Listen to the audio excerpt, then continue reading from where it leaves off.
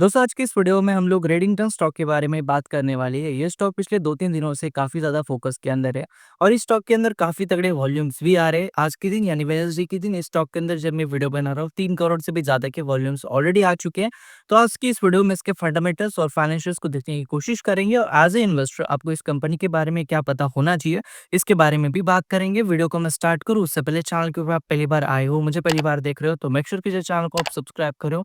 यहाँ पे हम लोग स्टॉक मार्केट के रिलेटेड बहुत सारी चीज़ों के बारे में बात करते हैं। सबसे पहले अगर हम इसके रिटर्न्स की बात करते हैं, स्पेशली अगर आप पिछले 1 साल के रिटर्न्स की बात करते हो, तो पिछले 1 साल में ये स्टॉक 48% ऊपर जा चुका है। अगर मैं पिछले 5 साल की बात करता हूँ, तो पिछले 5 सालों में 385% तक ये स्टॉक ऊपर जा चुका है। हालाँकि अगर हम इसकी ऑल टाइम रिटर्न्स की बात करते हैं, 2007 से हमारे पास इसका चार्ट अवेलेबल है। तब से लेकर अभी तक 2125% तक अपने इन्वेस्टरों को इस स्टॉक ने रिटर्न दे चुका है। अगर हम थोड़े से इसके फंडामेंटल्स देखते हैं, तो मार्केट कैप इसका 22,625 करोड़ के आसपास है। काइंड ऑफ एक स्मॉल कैप कंपनी है। अगर हम पीई रेशियो की बात करते हैं, तो 13.85 के आसपास पीई रेशियो है। वहीं पे अगर मैं इंडस्ट्री पीई रेशियो की बात करता हूँ, तो 51.24 के आसपास इंडस्ट्री का पीई रेशियो है। अगर मैं रिटर्न ऑन इक्विटी की बात करता हूँ, 12.83 के आसपास इसका रिटर्न ऑन इक्विटी है। अगर हम थोड़े से इसके रेवेन्यू और प्रॉफिट्स देखते हैं, specially year on year basis के ऊपर, तो 2021 में 57,000 करोड़ के आसपास जो रेवेन्यूज थे, वो रेवेन्यूज बढ़कर 99,562 करोड़ के आसपास 2025 में इसने रिपोर्ट किए।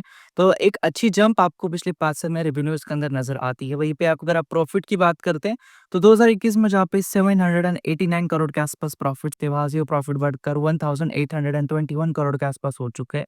तो प्रॉफिट्स के अंदर भी एक अच्छी जंप आपको नजर आती है, रेवेन्यूज के अंदर भी आपकी एक अच्छी जंप नजर आती है।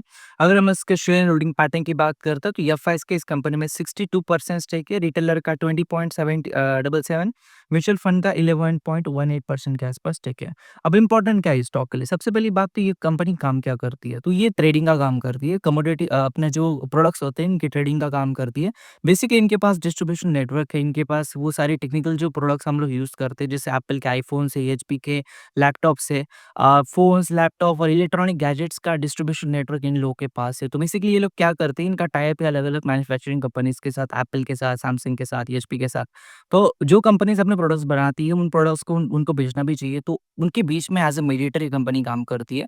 बेसिकली इनका कमीशन टाइप सी काम है, ऐसा हम बोल सकते हैं। तो जितने ज़्यादा इलेक्ट्रॉनिक गैजेट्स लोग खरीदेंगे, उतना ज़्यादा इस कंपनी को फ़ायदा होगा। अब रिसेंटली जो जीएसटी रिफॉर्म्स इंडिया में आ चुके हैं, specially India is one of the big market in the world.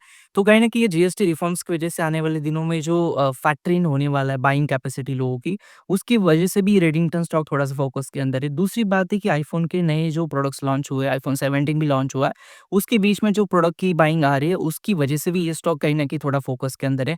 ये स्टॉक बेसिकली इंडिया में मिडल ईस्ट में काम करता है और इस स्टॉक के लिए इम्पोर्टेंट है कि जितने ज़्यादा लोग खरीदें, जितने ज़्यादा लोग इलेक्ट्रॉनिक गैजेट्स में पार्टिसिपेशन लें, उतना ज़्यादा फ़ायदा इस स्टॉक को होगा। तो कहीं न कहीं आने वाले दिनों में देखना होगा कि इसके प्रॉफ़िट्स किस तरीके से बढ़ते हैं, एक्स्पोनेंशियल ग्रोथ क्या ऐसे ही कंटिन्यू रहती है और क्या कुछ नई क चीज़ें अगर मार्केट में आती है, जैसे for example Apple is one of the big client.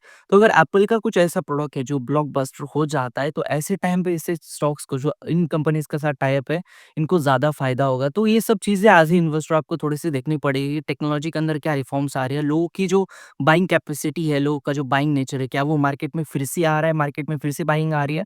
अगर ऐसा होता है तो ये बहुत पॉजिटिव चीज़ साबित होगी रेडिंगटन स्टॉक के लिए। तो ये था आज का वीडियो को मैं एंड करूँ उससे पहले चैनल को सब्सक्राइब कर देना, वीडियो को लाइक कर देना। धन्यवाद दोस्तों ये वीडियो देखने के लिए। धन्यवाद।